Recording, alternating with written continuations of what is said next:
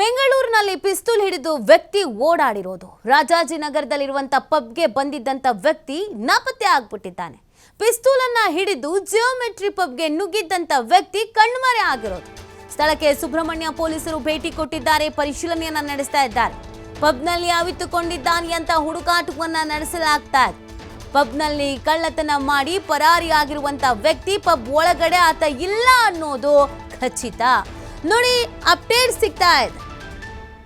ರಾಜಾಜಿನಗರದಲ್ಲಿರುವಂತ geometric ಅನ್ನುವಂತ pub ಇದು. ಪಿಸ್ತೂಲ್ ಹಿಡ್ಕೊಂಡು ಒಬ್ಬ ವ್ಯಕ್ತಿ ಎಂಟ್ರಿ ಆಗೋದನ್ನ ಎಲ್ಲರೂ ನೋಡಿದ್ದಾರೆ, ಎಕ್ಸಿಟ್ ಆಗೋದನ್ನ ಯಾರೂ ನೋಡಿಲ್ಲ. ಹಾಗಾಗಿ ಸ್ವಲ್ಪ ಹೊತ್ತುಗಳ ಕಾಲ ಆತಂಕದ ವಾತಾವರಣ ನಿರ್ಮಾಣ ಆಗಿತ್ತು. ಸ್ಥಳಕ್ಕೆ ಇಮಿಡಿಯೇಟ್ ಆಗಿ ಪೊಲೀಸರು, ಬಾಂಬ್ ಸ್ಕ್ವಾಡ್ ಎಲ್ಲವೂ ಕೂಡ ಎಂಟ್ರಿ ಆಯಿತು. ಸುಮಾರು ಹೊತ್ತುಗಳ ಕಾಲ ಹುಡುಕಾಡಿದ್ದಾರೆ, ಎಲ್ಲೂ ಆತನ ಗುರುತು ಸಿಕ್ಕಿಲ್ಲ, ಪತ್ತೇನೂ ಸಿಕ್ಕಿಲ್ಲ. ಅವಿತು ಕೂತಿದ್ದಾನೋ, ಎಗರುಕೊಂಡು ಓಡೋಗಿದ್ದಾನೋ, ನಿಖರವಾದಂಥ ಮಾಹಿತಿ ಸಿಕ್ಕಿರಲಿಲ್ಲ. ಸದ್ಯ ಸಿಕ್ತಿರುವಂಥ ಅಪ್ಡೇಟ್ ಪ್ರಕಾರ ಕಳ್ತನಕ್ಕೆ ಅಂತ ಬಂದು ಕಳ್ತನ ಮಾಡಿಕೊಂಡು ಎಸ್ಕೇಪ್ ಆಗಿದ್ದಾನೆ ಅನ್ನೋದನ್ನು ಹೇಳಲಾಗ್ತಾ ಇದೆ. ಎಸ್ಕೇಪ್ ಆಗಿದ್ರೆ ಎಲ್ಲಾಗಿರ್ತಾನೆ, ಹೆಂಗಾಗಿರ್ತಾನೆ ಅನ್ನೋದು ಮುಖ್ಯ. ನೋಡಿ, ಈ ಪಬ್ಬು ಮೇನ್ ರೋಡಲ್ಲೇ ಇರೋದು. ರಾಜಾಜಿನಗರ ಮೇನ್ ರೋಡಲ್ಲೇ ಈ ಪಬ್ಬು ಇದೆ. ನೀವು ರಾಮೇಶ್ವರ ಕೆಫೆಯ ಹಿಂಭಾಗದಲ್ಲಿ ಓರಿಯನ್ ಮಾಲ್ಗೂ ಸ್ವಲ್ಪ ಹಿಂಭಾಗ ಬರುತ್ತೆ. ದೊಡ್ಡ ದೊಡ್ಡ ಅಪಾರ್ಟ್ಮೆಂಟ್ಗಳಿದೆ, ಕಾಲೇಜಸ್ಗಳಿದೆ. ಆ ರೋಡಲ್ಲಿ ಜನ ಓಡಾಡ್ತಾನೆ ಇರ್ತಾರೆ. ಆ ರೋಡಲ್ಲೇ ಇರುವಂಥ ಪಬ್ಬು ಇದು. ಹೆಂಗೆ ಆತ ಪಿಸ್ತೂಲ್ ಹಿಡ್ಕೊಂಡು ಎಂಟ್ರಿ ಆದ್ನೋ ಗೊತ್ತಿಲ್ಲ, ಹೆಂಗೆ ಎಕ್ಸಿಟ್ ಆದ್ನೋ ಅದು ಕೂಡ ಇಲ್ಲಿ ಪ್ರಶ್ನೆ ಆಗ್ತಾ ಇದೆ. ಜೊತೆಗೆ ಇಂಥ ದೊಡ್ಡ ಪಬ್ಬು ಅಂತಂದರೆ CC ಕ್ಯಾಮ್ರಾ ಅಂತೂ ಖಂಡಿತವಾಗಿಯೂ ಇದ್ದೇ ಇರುತ್ತೆ. ಸೊ ಅವನು ಎಂಟ್ರಿ ಆಗಿದ್ದು, ಎಕ್ಸಿಟ್ ಆಗಿದ್ದು ಎಲ್ಲನೂ ರೆಕಾರ್ಡು ಆಗಿರುತ್ತೆ. ಬಟ್ ಇಲ್ಲಿ ಏನು ಸಮಸ್ಯೆ ಆಗಿದೆ ಅನ್ನೋದು ಗೊತ್ತಾಗ್ತಾ ಇಲ್ಲ. ಮಾಹಿತಿ ಸಿಗ್ತಾ ಇದೆ ಆತ ಅಲ್ಲಿ ಅವಿತುಕೊಂಡಿಲ್ಲ ಅಂತ. ಹಾಗಿದ್ರೆ ಎಲ್ಲಿ ಹೋದ ಅನ್ನೋದು ಕೂಡ ಪ್ರಶ್ನೆ. ಬಟ್ ಒಂದು ಆತಂಕದ ವಾತಾವರಣ ಅಂತೂ ಅಲ್ಲಿ ನಿರ್ಮಾಣ ಆಗಿದೆ.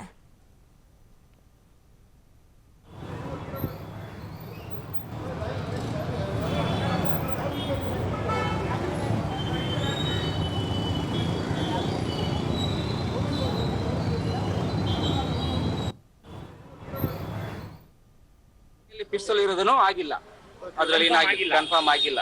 ಇವರು ದೂರದಿಂದ ನೋಡಿ ಹಾಗೆ ಅನ್ಕೊಂಡಿದ್ದಾರೆ.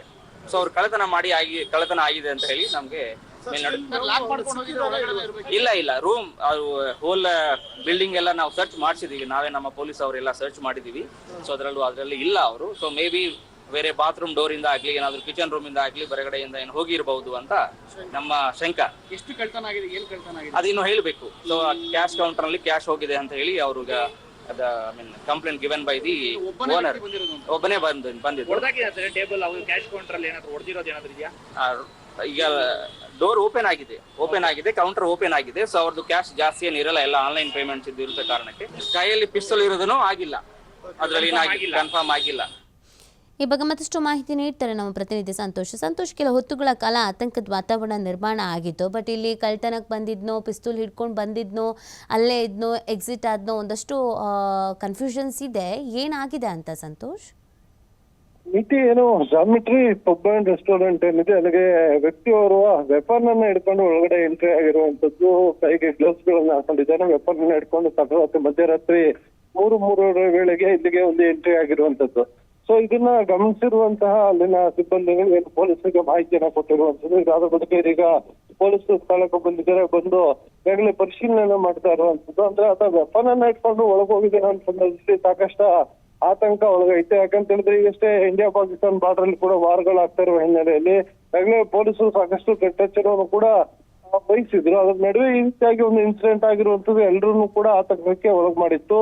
ಸೊ ಇದಾದ ಬಳಿಕ ಪೊಲೀಸರು ಏನು ಈಗಾಗಲೇ ಹೋಗಿ ಪರಿಶೀಲನೆ ನಡೆಸಿದ್ದಾರೆ. ಡಾರ್ಕ್ ಸ್ಪಾಟ್ ಇರ್ಬೋದು, ಅದ್ರ ಜೊತೆಗೆ ಹೆಚ್ಚಿನ ಫೋರ್ಸ್ ಅನ್ನು ಕೂಡ ಕರೆಸ್ಕೊಂಡು ಈಗಾಗಲೇ ಪರಿಶೀಲನೆ ಮಾಡ್ತಾ ಇದ್ದಾರೆ. ಪರಿಶೀಲನೆ ಮಾಡುವಂತ ಸಂದರ್ಭದಲ್ಲಿ ಯಾರು ಕೂಡ ಇಲ್ಲ, ಯಾರೋ ಕಳ್ಳ ಒಳಗಡೆ ಎಂಟ್ರಿ ಆಗಿದೆ, ಬಂದು ಕಳ್ತನವನ್ನು ಮಾಡಿಕೊಂಡು ಅಲ್ಲಿಂದ ಎಕ್ಸಿಟ್ ಆಗಿದ್ದಾನೆ.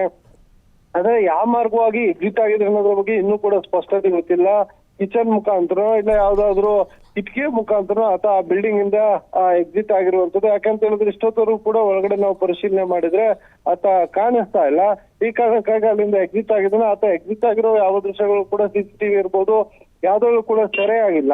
ಸೊ ಈ ಕಾರಣಕ್ಕಾಗಿ ಆತ ಜಿಯೋಮೆಟ್ರಿ ಪಬ್ ಅಂಡ್ ರೆಸ್ಟೋರೆಂಟ್ ಅದ್ರೊಳಗಡೆ ಇಲ್ಲ ಅಂತ ಹೇಳಿ ಏನು ಉತ್ತರ ವಿಭಾಗದ DCP ಸೈದುಲ್ ಅಡವತ್ ಅವರು ಸ್ಪಷ್ಟನೆ ಮಾಡಿರುವಂತದ್ದು. ಆದ್ರೆ ಇಡೀ ಇನ್ಸಿಡೆಂಟ್ ಕೆಲ ಕಾಲ ಅಲ್ಲಿನ ಹೋಟೆಲ್ ಮಾಲೀಕರಿಗಿರ್ಬೋದು, ಸಿಬ್ಬಂದಿಗಳಿರ್ಬೋದು, ಇಲ್ಲ ಸ್ಥಳೀಯರಿಗಿರ್ಬೋದು ಸಾಕಷ್ಟು ಆತಂಕವನ್ನ ಕ್ರಿಯೇಟ್ ಮಾಡಿತ್ತು. ಸದ್ಯ ಸ್ವಲ್ಪ ರಿಲೀಫ್ ಆಗಿದ್ದಾರೆ. ಆದ್ರೆ ಈ ರೀತಿಯಾಗಿ ವೆಪನ್ ಅನ್ನ ಹಿಡ್ಕೊಂಡು ಹೋಗಿರುವಂತ ವ್ಯಕ್ತಿ ಯಾರು, ಆತ ಕಳ್ಳತನಕ್ಕಾಗೆ ಹೋಗಿದ್ನಲ್ಲ ಬೇರೆ ಏನಾದ್ರು ಉದ್ದೇಶ ಇಟ್ಕೊಂಡು ಒಳಗಡೆ ಹೋಗಿದ್ನ ಅನ್ನೋದು ಈಗ ಅನುಮಾನಗಳಿರುವಂತದ್ದು. ಈ ಬಗ್ಗೆ ಪೊಲೀಸರು ಪ್ರಕರಣವನ್ನ ದಾಖಲು ಮಾಡಿಕೊಂಡು ಆರೋಪಿಯನ್ನ ಪತ್ತೆಯನ್ನ ಮಾಡ್ಲಿಕ್ಕೆ ಮುಂದಾಗಿರುವಂತದ್ದು. ಇನ್ನು ಆತನ ಕೈಲಿರುವಂತಹ ವೆಪನ್ ಯಾವುದು, ಅದು ಡಮ್ಮಿ ಇರುವಂತಹ ವೆಪನ್ ಇಲ್ಲ ರಿಯಲ್ ಆಗಿ ಆ ವೆಪನ್ ಇಟ್ಕೊಂಡು ಈತ ಎಂಟ್ರಿ ಆಗಿದೆ ಅನ್ನೋ ಅನುಮಾನಗಳಿದೆ. ಹೀಗಾಗಿ ಪೊಲೀಸರು ಆ ಬಗ್ಗೆ ಕೂಡ ಮಾಹಿತಿಯನ್ನ ಕಲೆ ಹಾಕ್ತಾ ಇರುವಂತದ್ದು ಮತ್ತು ಆತನ ಬಂಧನವನ್ನ ಮಾಡಿದ್ರೆ ಇದೆಲ್ಲದಕ್ಕೂ ಕೂಡ ಸ್ಪಷ್ಟ ಉತ್ತರ ಸಿಗುವಂತದ್ದು. ಇದೇ ಕಾರಣದಿಂದಲೇ ಪೊಲೀಸರು ಪ್ರಕರಣ ದಾಖಲು ಮಾಡ್ಕೊಂಡು ಆತನ ಪತ್ತೆಗೆ ಮುಂದಾಗ್ತಾ ಇರುವಂತದ್ದು. ಅಂದ್ರೆ ಸಂತೋಷ್, ಈಗ ನಾವು ಈ ಪಬ್ ಲೊಕೇಶನ್ ನೋಡೋದಾದ್ರೆ ಸ್ವಲ್ಪ ಹಗಲು ಹೊತ್ತಿನಲ್ಲಿ ಜನ ಓಡಾಡುವಂಥದ್ದೇ, ಮತ್ತೆ ಮೇನ್ ರೋಡಿಗೂ ಕೂಡ ಇದು ಅಟ್ಯಾಚ್ಡ್ ಆಗೇ ಇದೆ. ಸೊ CC ಕ್ಯಾಮ್ರಾಗಳಂತೂ ಅಕ್ಕಪಕ್ಕದ ಬಿಲ್ಡಿಂಗ್ ಸೇರಿದಂತೆ ಇದು ಪ್ರತಿಷ್ಠಿತ ಪಬ್ಬು ಅಂತ ಅಂದ್ರೆ ಇಲ್ಲೂ ಇದ್ದೇ ಇರುತ್ತೆ. ಸೊ ಆ ವ್ಯಕ್ತಿಯ ಚಲನವಲನದ ಬಗ್ಗೆ ಅಂದ್ರೆ ಎಲ್ಲಿ ಹೋದಾಗ ಏನು ಎತ್ತ ಅನ್ನೋದ್ರ ಬಗ್ಗೆ ಏನಾದರೂ ವಿಜುವಲ್ಸ್ಗಳನ್ನ ಚೆಕ್ ಮಾಡಿದಾಗ ಸಿಗ್ಬೋದಾ ಅಂತ ಮಾಹಿತಿ? ಹೇಗೆ ಇದಕ್ಕೆ ಸಂಬಂಧಪಟ್ಟಂತೆ ಲೀಡ್ ಏನಾದರೂ ಸಿಕ್ಕಿದೆಯಾ ಸಂತೋಷ್? ಖಂಡಿತವಾಗಿ ನಾನು ಅದನ್ನ ಆಗ್ಲೇ ನಿಮ್ಗೆ ಸ್ಪಷ್ಟಪಡಿಸ್ತಿದ್ದೆ. ಅಂದ್ರೆ ಆತ ಒಳಗಡೆ ಎಂಟ್ರಿ ಆಗಿರುವಂತ ಗೊತ್ತಾಗಿದೆ. ಎಂಟ್ರಿ ಆಗಿರೋದು ಹೇಗೆ ಗೊತ್ತಾಗಿದೆ ಅಂದ್ರೆ ಪೊಲೀಸರಿಗೆ CC ಕ್ಯಾಮ್ರಾ ಫುಟೇಜ್ ಗಳನ್ನ ಈಗಾಗಲೇ ಪರಿಶೀಲನೆಯನ್ನ ಮಾಡಿರುವಂತದ್ದು. ಅದ್ರೊಳಗೆ ಆತ ಗ್ಲೌಸ್ ಅನ್ನ ಹಾಕೊಂಡು ಹೋಗಿದ್ದನ್ನ, ಕೈಲಿ ವೆಪನ್ ಇದೆ ಅನ್ನೋ ಮಾಹಿತಿಯನ್ನೆಲ್ಲ ಈಗಾಗಲೇ ಪೊಲೀಸರು CC ಕ್ಯಾಮ್ರಾ ಫುಟೇಜ್ ಮುಖಾಂತರ ಮಾಹಿತಿಯನ್ನ ಕಲೆ ಹಾಕಿದ್ದಾರೆ.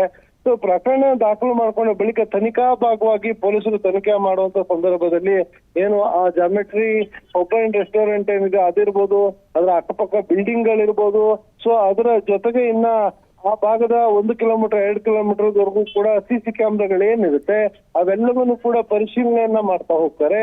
ಪರಿಶೀಲನೆ ಮಾಡಿದ ನಂತರ ಆಗುಂತಕ ಏನಿದೆ ಆತ ಯಾವ ರೀತಿಯಾಗಿ ಬಂದ, ಅಂದ್ರೆ ಆತ ಬಂದಿರುವಂತ ವೆಹಿಕಲ್ ಬಂದಿದ್ನ, 2 ವೀಲರ್ ಅಲ್ಲಿ ಬಂದಿದ್ನ, 4 ವೀಲರ್ ಅಲ್ಲಿ ಬಂದಿದ್ನ, ಯಾವ ಮಾರ್ಗವಾಗಿ ಬಂದ, ಸೊ ಎಲ್ಲಾ ಮಾಹಿತಿಯನ್ನು ಕೂಡ ಪೊಲೀಸರು ತನಿಖಾ ಭಾಗವಾಗಿ ಮಾಹಿತಿಯನ್ನ ಕಲೆ ಹಾಕ್ತಾ ಹೋಗ್ತಾರೆ.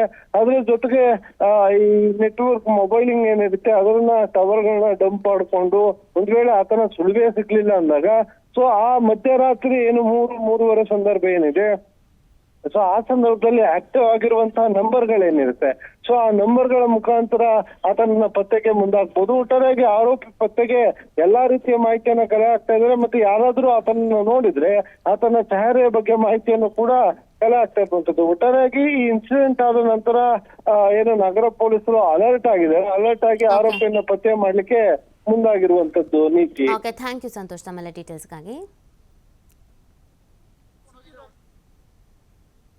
whole